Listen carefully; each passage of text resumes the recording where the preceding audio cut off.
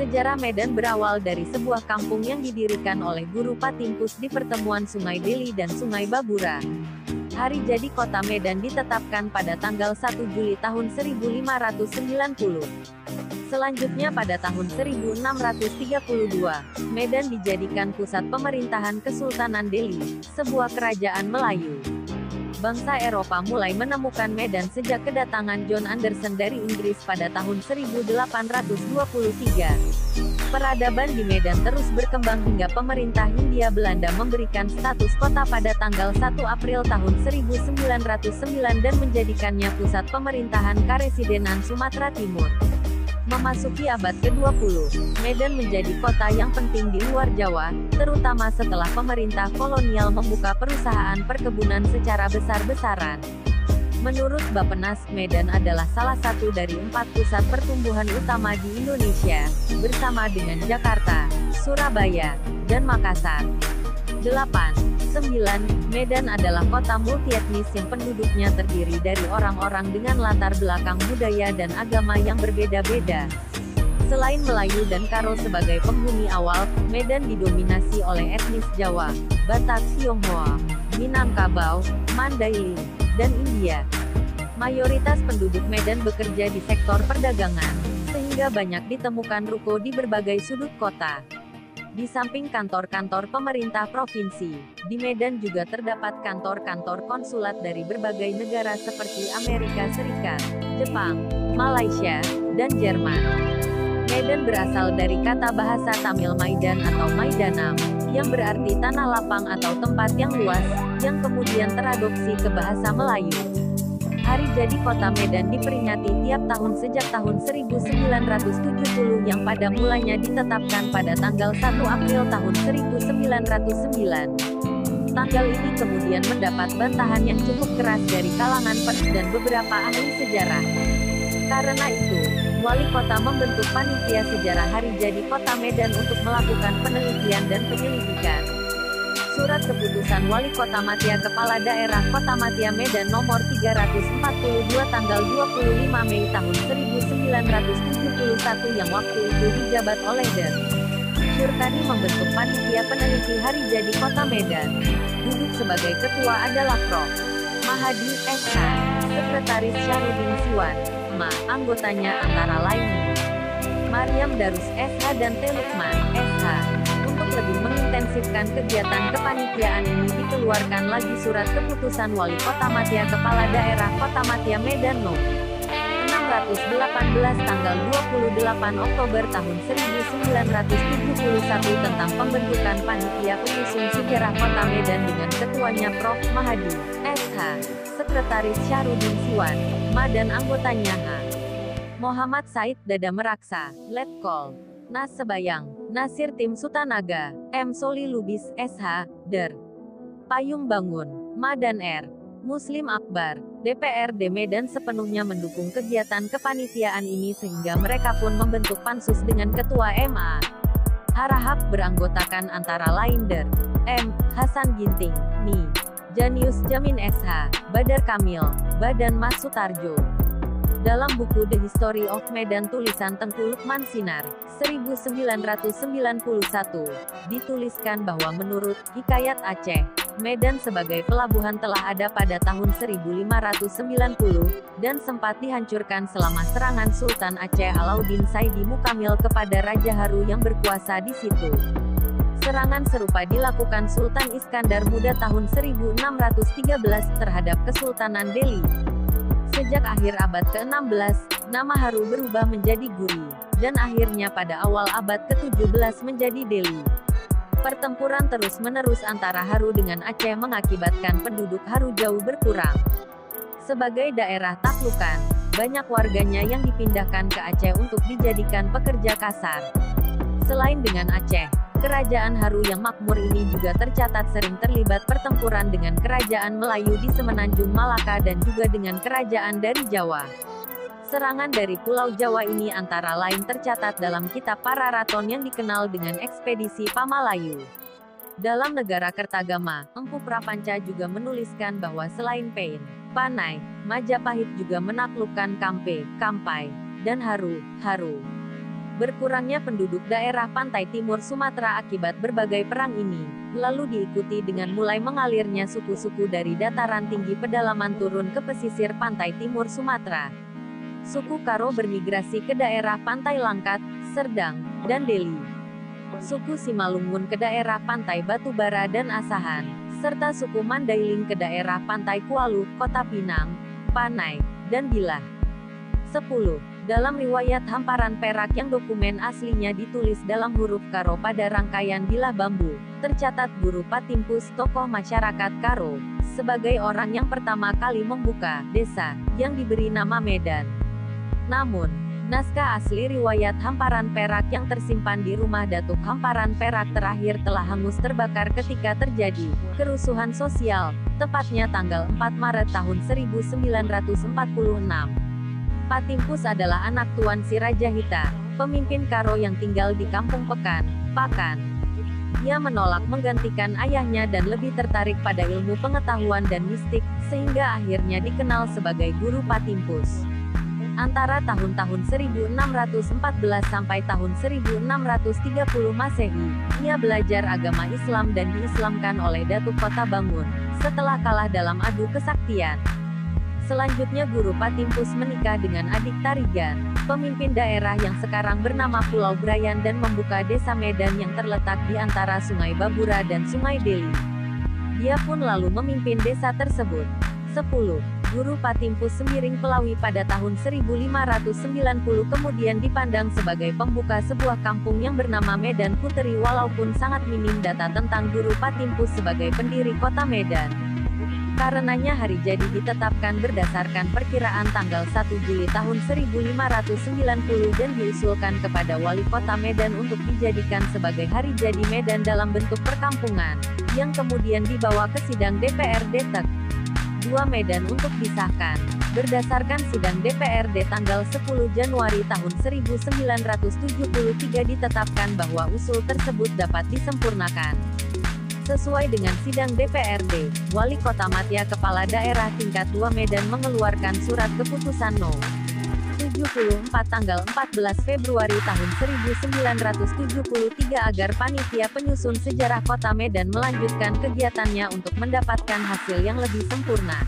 Berdasarkan perumusan yang dilakukan oleh Pansus Hari Jadi Kota Medan yang diketuai oleh M.A. Harahap bulan Maret tahun 1975 bahwa tanggal 1 Juli tahun 1590. Secara resmi, Dewan Perwakilan Rakyat Daerah TEK 2 Medan menetapkan tanggal 1 Juli tahun 1590 sebagai Hari Jadi Kota Medan dan mencabut Hari Ulang Tahun Kota Medan yang diperingati tanggal 1 April setiap tahunnya pada waktu sebelumnya.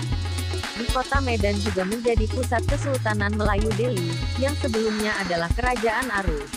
Kesultanan Deli adalah sebuah kesultanan Melayu yang didirikan pada tahun 1632 oleh Tuanku Panglima Bocah Pahlawan di wilayah bernama Tanah Deli, kini Kota Medan dan Kabupaten Deli Serdang, Indonesia.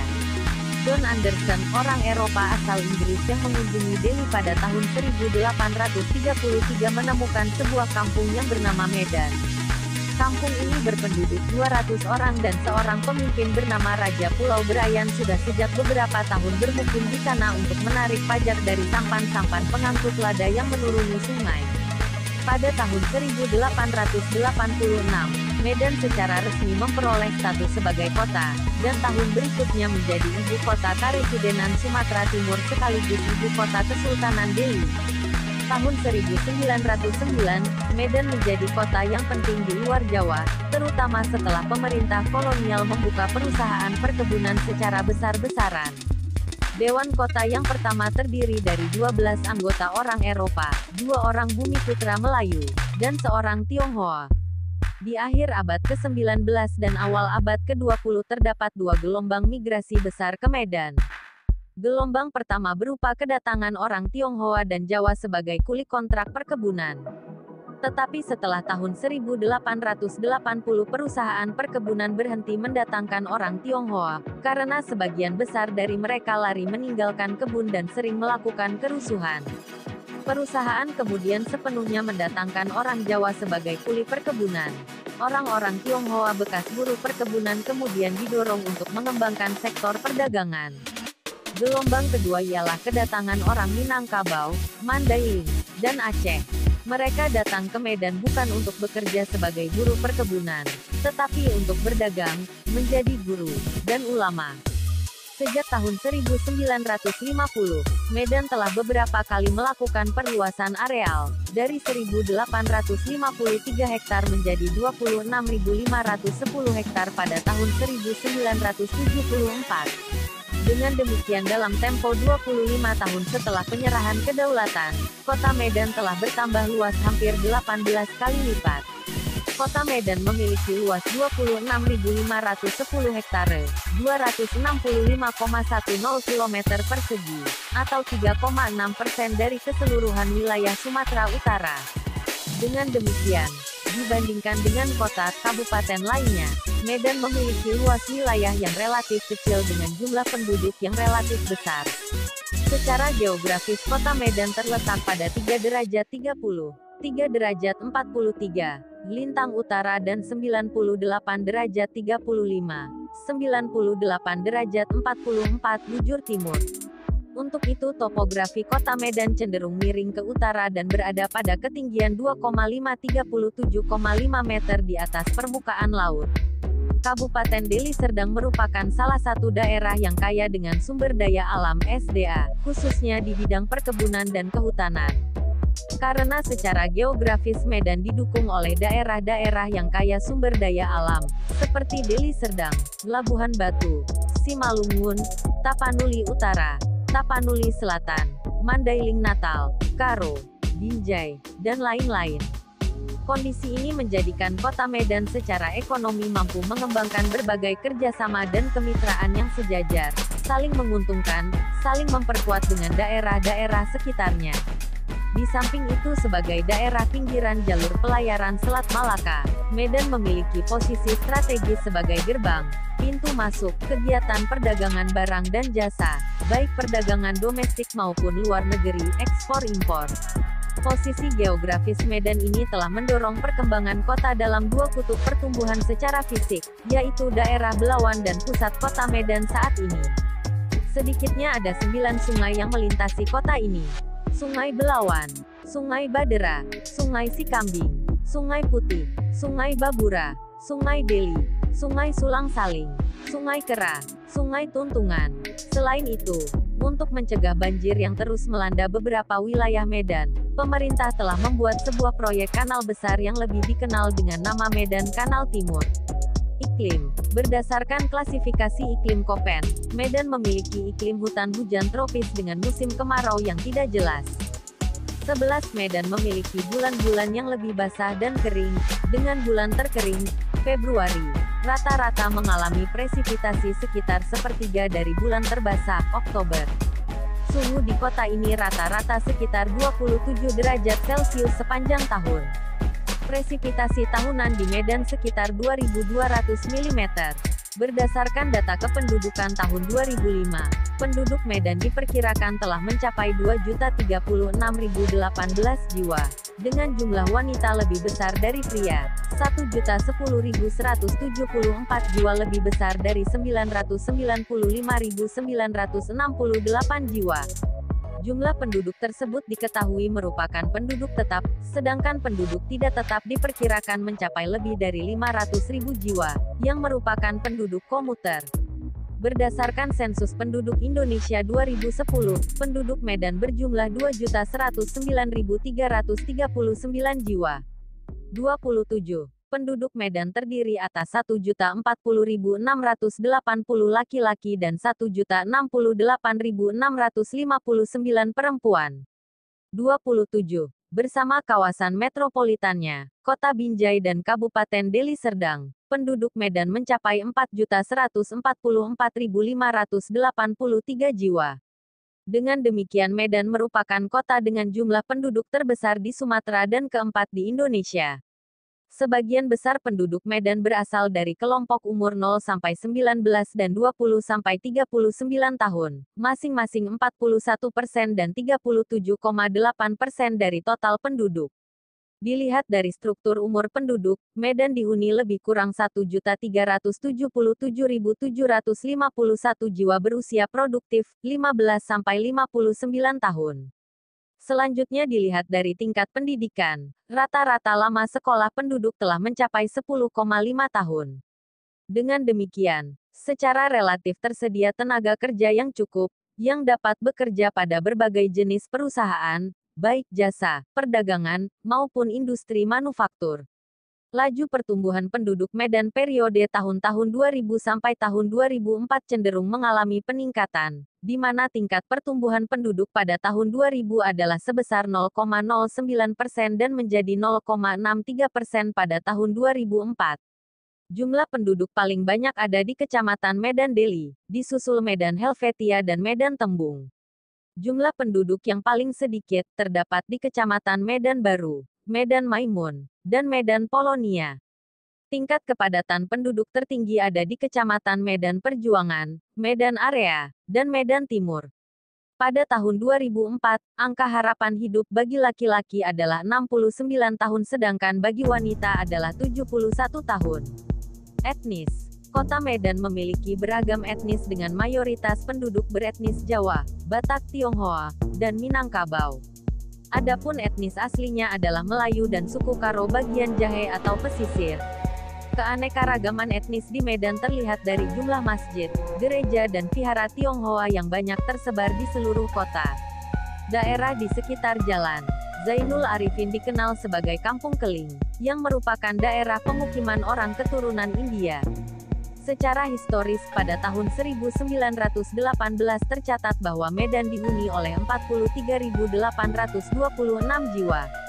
Dari jumlah tersebut, 409 orang keturunan Eropa, 35.009 orang Indonesia, 8.269 keturunan Tionghoa, dan 139 berasal dari ras Timur lainnya. Selain multi-etnis, kota Medan juga dikenal dengan kota yang beragam agama. Meskipun demikian, warga kota Medan tetap menjaga perdamaian dan kerukunan meskipun berbeda keyakinan. Berdasarkan data sensus kota Medan tahun 2018 menunjukkan bahwa mayoritas penduduk menganut agama Islam 64,35%, kemudian Kristen Protestan 20,99%, Buddha 8,27%, Katolik 5,11%, Hindu 1,04% dan Konghucu 0,06%. Agama utama di kota Medan berdasarkan etnis adalah Islam, terutama dipeluk oleh suku Melayu, pesisir, Minangkabau, Jawa, Aceh, Arab Mandailing, Angkola, sebagian suku Karo, Simalungun, Papak, dan Tionghoa. Kristen, Protestan dan Katolik terutama dipeluk oleh suku Batak Toba, Karo, Simalungun, Papak, Nias, dan sebagian suku Angkola dan Tionghoa. Hindu terutama dipeluk oleh suku Tamil, suku India. Buddha terutama dipeluk oleh suku Peranakan. Konghucu terutama dipeluk oleh suku Peranakan. Ada banyak bangunan-bangunan tua di Medan yang masih menyisakan arsitektur khas Belanda.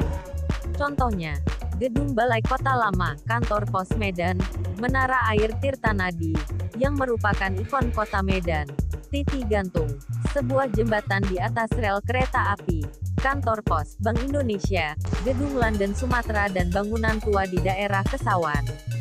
Selain itu, masih ada beberapa bangunan bersejarah, antara lain Istana Maimun, Masjid Raya Medan, Masjid Raya Al-Osmani dan juga Rumah Chong Afi di kawasan Jalan Jen.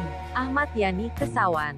Daerah Kesawan masih menyisakan bangunan-bangunan tua, seperti bangunan PT London Sumatera, dan ruko-ruko tua seperti yang bisa ditemukan di Penang, Malaysia dan Singapura. Ruko-ruko ini kini telah disulap menjadi sebuah pusat jajanan makan yang ramai pada malam harinya. Saat ini pemerintah kota merencanakan Medan sebagai kota pusat perbelanjaan dan makanan. Diharapkan dengan adanya program ini menambah arus kunjungan dan lama tinggal wisatawan ke kota ini. Keunikan Medan terletak pada becak bermotornya, becak mesin, becak motor, yang dapat ditemukan hampir di seluruh Medan. Berbeda dengan becak biasa, becak dayung, becak motor dapat membawa penumpangnya kemanapun di dalam kota. Selain becak, dalam kota juga tersedia angkutan umum berbentuk minibus, angkot, oplet, dan taksi. Pengemudi becak berada di samping becak bukan di belakang becak seperti halnya di Jawa, yang memudahkan becak Medan untuk melalui jalan yang berliku-liku dan memungkinkan untuk diproduksi dengan harga yang minimal, karena hanya diperlukan sedikit modifikasi saja agar sepeda atau sepeda motor biasa dapat digunakan sebagai penggerak becak. Desain ini mengambil desain dari sepeda motor gandengan perang Jerman di Perang Dunia II. Sebutan paling khas untuk angkutan umum adalah Sudako. Sudako pada awalnya menggunakan minibus Daihatsu S38 dengan mesin 2 tak kapasitas 500 cm3. Bentuknya merupakan modifikasi dari mobil pick-up. Pada bagian belakangnya diletakkan 2 buah kursi panjang sehingga penumpang duduk saling berhadapan dan sangat dekat sehingga bersinggungan lutut dengan penumpang di depannya. Trayek pertama kali Sudako adalah Lin 01. Lin sama dengan trayek yang menghubungkan antara daerah Pasar Merah, Jalan HM Joni, Jalan Amaliun dan Terminal Sambu, yang merupakan terminal pusat pertama angkutan penumpang ukuran kecil dan sedang. Saat ini, Daihatsu S38 500 cm3 sudah tidak digunakan lagi karena faktor usia, dan berganti dengan mobil-mobil baru seperti Toyota Kijang, Isuzu Panther, Daihatsu Zebra, dan Daihatsu Espace. Selain itu, masih ada lagi angkutan lainnya yaitu Bemo, yang berasal dari India. Beroda 3 dan cukup kuat menanjak dengan membawa 11 penumpang. Bemo kemudian digantikan oleh bajai yang juga berasal dari India, yang di Medan dikenal dengan nama Toyoko. Kereta api menghubungkan Medan dengan Tanjung Pura di sebelah barat laut, Belawan di sebelah utara, dan Binjai tebing tinggi Pematang Siantar dan tebing tinggi kisaran Tanjung Balai Rantau Prapat di Tenggara. Jalan tol Belmera menghubungkan Medan dengan Belawan dan Tanjung Morawa. Jalan tol Medan Kuala Namu tebing tinggi dan Medan Binjai juga sedang direncanakan pembangunannya. Pada akhir tahun 2015, sistem bus rapid transit Transmebidang telah beroperasi di Kota Medan, Kota Binjai, dan Kabupaten Deli Serdang. Pada November dalam tahun yang sama, transportasi dalam jaringan berbasis aplikasi mulai masuk dan beroperasi di Kota Medan, yang diawali dengan ojek sepeda motor, dan diikuti kendaraan roda 4. Hal ini sempat mendapat berbagai protes dan pertentangan dari sejumlah pihak termasuk pelaku moda angkutan transportasi yang telah ada sebelumnya. Tokoh-tokoh yang berasal dari Medan, Chong Afi, Kapitan dan Dermawan Tionghoa pada zaman Hindia Belanda. Peter Alma, seniman Belanda. Hairil Anwar, penyair Indonesia. Jan Gualderus van Breda Kolk, pemain sepak bola Belanda. Tom de Genars, insinyur dan rohaniwan Belanda. Sultan Mamun Al-Rashid Perkasa Alamsyah, Sultan Delhi ke-9. Burhanuddin Harahap, Perdana Menteri Indonesia ke-9. K.S. Hoving, perenang Belanda. C.S. Corvinus, politikus dan advokat Belanda. Bernardus Cornelis Johannes Lievegu, dokter dan pengarang Belanda. Jaga Sembiring de Paris, komponis. John Juanda, pemain poker Amerika Serikat. Amir Syarifuddin, Perdana Menteri Indonesia kedua. Sugiarto, Menteri Badan Usaha Milik Negara Indonesia di Kabinet Indonesia Bersatu sebelum perombakan 2. Babs van Wely, ilustrator Belanda. Gurnam Singh, atlet pelari. Luhut Sitompul, pengacara dan politikus Indonesia. Joko Anwar, sutradara Indonesia. Lin Swelkwok, atlet wushu. Hembing Wijaya Kusuma, pakar pengobatan tradisional dan akupuntur. Alexander Teja, pengusaha. Sofyan Tan, dokter, guru, kepala sekolah, tokoh masyarakat, politikus, anggota DPR RI. Jenny Chang, model, aktris. Nelson Tansu, akademisi, peneliti nanoteknologi dan optoelektronika serta riset fisika terapan dan teknologi dari semikonduktor nanostruktur, fotonika. Rudi Handoko Tanin, peraih medali emas dalam Olimpiade Fisika Internasional 2008, Olimpiade Fisika Asia 2007, Olimpiade Fisika Asia 2008. Kelvin Anggara, peraih medali emas pertama bagi Indonesia dalam Olimpiade Kimia Internasional 2008. Bernard Willem Jan Verweyj, pemain sepak bola Belanda. Liodra Ginting, penyanyi pemenang Indonesian Idol, musim ke-10. Maria Simorangkir, penyanyi pemenang Indonesian Idol, musim ke-9. Greta Martini, penyanyi. Mawar Eva De Jong, pemenang Miss Celebrity Indonesia 2015. Fionita Veronica Sihombing, penyanyi pemenang The Voice Indonesia, musim keempat.